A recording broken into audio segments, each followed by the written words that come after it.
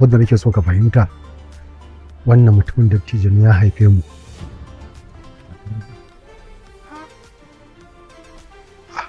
How are you, dear? Ya kalam. How comes? I'm good. Ya hanya. Alhamdulillah. Ina ta hanzarin na zo ne sauri na ganki.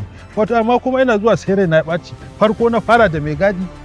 An kuma ina gamawa zan look at this mutumin nan ya zo na ya ɓata min rai a gurin nan. Baba, dama tare da su Hajiya ka shigo?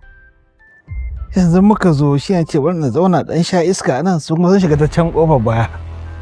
Baba to amma ai ba su faɗa min tare kuka shigo ba.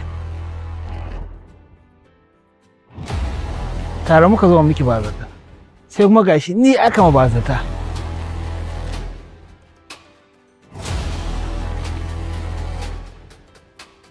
Baban nawa kake cewa tsoho?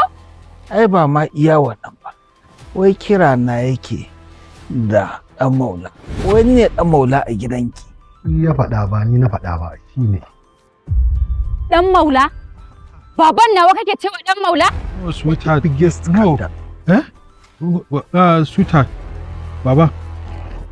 Baba.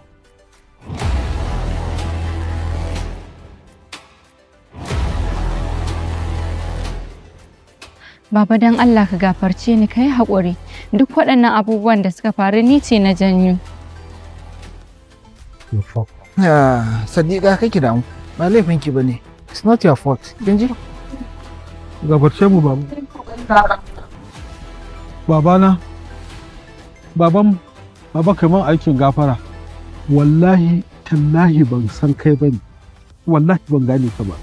Kuma maganar da ake sai yanzu nan da ka zo kuka haɗu sai ga kamar yadda ka san an tsaga da jini kamar aikin gafara baba. Na yi su baki aikin gafara ya haƙuri.